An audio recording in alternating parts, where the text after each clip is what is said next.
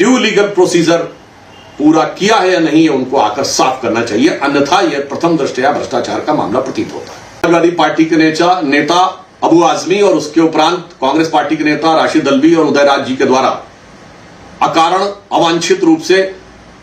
इतिहास के सबसे क्रूर और अत्याचारी शासकों में से एक औरंगजेब का महिमा मंडन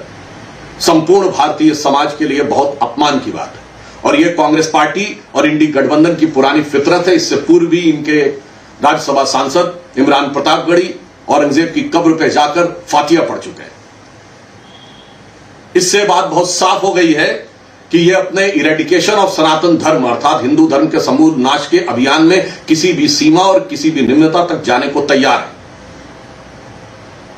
इन बयानों से एक बात और साफ हो गई, जो बुलाने पर भी अयोध्या में श्री राम लला को प्रणाम करने नहीं गए, जो 66 करोड़ लोगों के स्नान करने के बाद भी प्रयाग के महाकुंभ में स्नान करने नहीं गए, वही आज भारत के ही नहीं दुनिया के इतिहास के सबसे क्रूर और अत्याचारी शासक औरंगजेब का गुणगान करने में लगे। यह दर्शाता है कि यह भारतीय संस्कृति, भारतीय परंपरा से कितनी नफरत और हिकारत करते हैं। मैं इंडी गठबंधन के लोगों से पूछना चाहता हूं कि आज 21वीं सदी में जब दुनिया आगे बढ़ने जा रही है, हम न्यूक्लियर एनर्जी मिशन के साथ 5G रोल आउट और AI की बातें कर रहे हैं, तो उस समय मध्य युग के इस क्रूर अत्याचारी शासक जिसने अपने परिवार के साथ भी इतनी निर्दयता का व्यवहार किया कि 3 सगे भाइयों की हत्या की, अपने बाप को जेल में रखा, उसका महिमा मंडन करके आप क्या हासिल करना चाहते हैं? मैं इंडी गठबंधन के लोगों से पूछना चाहता हूं, सिर्फ 3 पॉइंट सामने रखना चाहता हूं।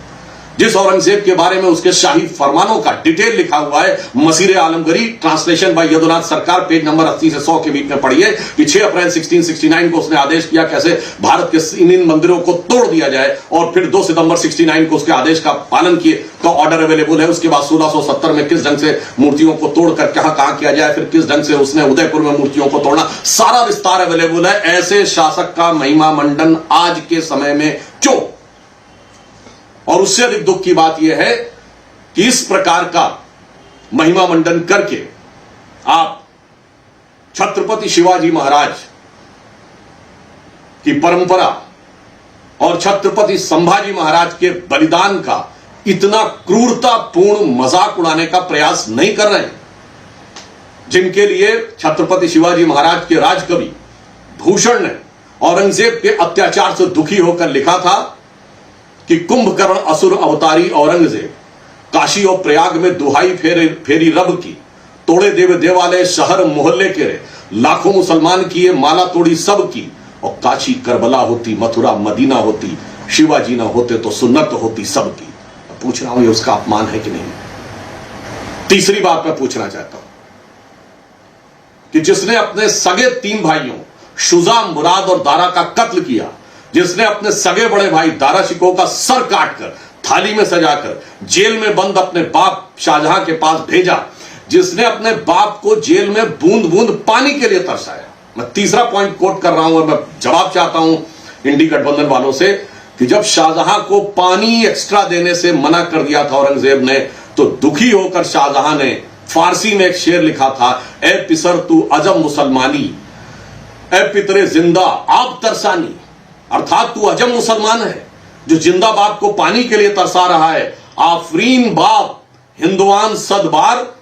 ए देहिंदे पिदरा मुर्दवान दायम आग, अर्थात तू जिंदा बाप को पानी के लिए तरसा रहा। तुझसे अच्छे तो ये काफिर हिंदू हैं जो पितृपक्ष में अपने मरे हुए पूर्वजों को भी पानी देते हैं, जिसके बाप ने उसके लिए लिखा, जिसके भाइयों के साथ ये हुआ, जिसने अपनी प्रजा के साथ ये किया, जिसने देश के साथ ये किया। अगर इसके बाद भी कोई इन लोगों को महिमा मंडन करना चाहता है, जिसने सिख गुरुओं के ऊपर क्या क्या अत्याचार नहीं किए, उन मुगलों का महिमा मंडन, जिन्होंने महाराणा प्रताप के साथ साथ राजा सूरजमल जाट के साथ क्या क्या नहीं किया, उसका महिमा मंडन यदि 21वीं सदी में कोई करना चाहता है और उसे लगता है कि चंद कट्टरपंथी वोटों की सियासत का बाजार उससे गर्म हो जाएगा, तो मुझे लगता है कि उसके वोट बैंक का या दीवानापन, सनकीपन नहीं बल्कि पागलपन की तरफ जा रहा है। यह मैं बात बड़े दुख और कष्ट के साथ कह रहा हूं कि मुगलों को महान बनाने की गला काट प्रतिस्पर्धा में यह तथाकथित सेकुलर दल एक से बड़ा दूसरे से बड़ा अपने को मुगलों का बड़ा हाकिम बताने के लिए, यानी ये अपने को दूसरे से बड़ा मुगले आजम बनाने के लिए यह पगले आजम बनने की तरफ जा रहे हैं। इस बात बिल्कुल साफ है कि कांग्रेस पार्टी आज के समय में, मैं उनसे एक सवाल और पूछना चाहता हूं, आज के भारत का रिलेवेंस क्या है? समाजवादी पार्टी और कांग्रेस से मैं पूछना चाहता हूं कि वह औरंगजेब जिसकी वंश परंपरा बाबर से शुरू होती है, जिसकी मां मंगोल और बाप उज्बेक था, आज की डेट में भारत से उसका क्या संबंध है और क्यों नफरत के बीज आप यहां बोना चाह रहे हैं? और इससे साफ हो गया कि कांग्रेस पार्टी और इंडी गठबंधन के लोग, जिन्होंने वैश्विक स्तर पर डिसमेंटलिंग ग्लोबल हिंदुत्व और भारत में इरेडिकेशन ऑफ सनातन धर्म और हिंदू धर्म को HIV, कोरोना वायरस जैसे शब्द कहे, जो शायद औरंगजेब ने भी अपने जमाने में नहीं कहे होंगे, उससे बड़ा अपने को हिंदू विरोधी साबित करने की गला काट प्रतिस्पर्धा में लगे हैं। कर्नाटक की कांग्रेस सरकार को लेकर एक बहुत चिंताजनक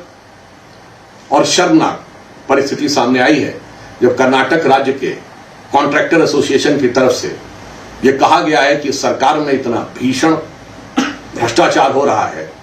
जो उन्होंने पूर्व में कभी नहीं देखा। मैं कांग्रेस पार्टी से पूछना चाहता हूं कि आप कर्नाटक में आने के बाद अपने वायदों को तो पूरा नहीं कर पाए। आपने कर्नाटक में आने के बाद अपने तथाकथित वायदों के लिए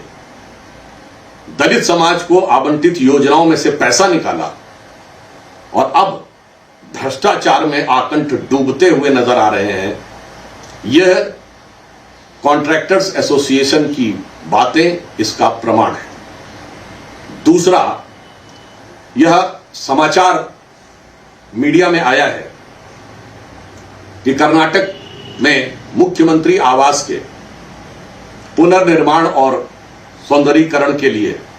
जो कार्य किया जा रहा है वो बगैर वित्त समिति की अनुशंसा के किया जा रहा है। मैं कांग्रेस से साफ पूछना चाहता हूं कि क्या आपने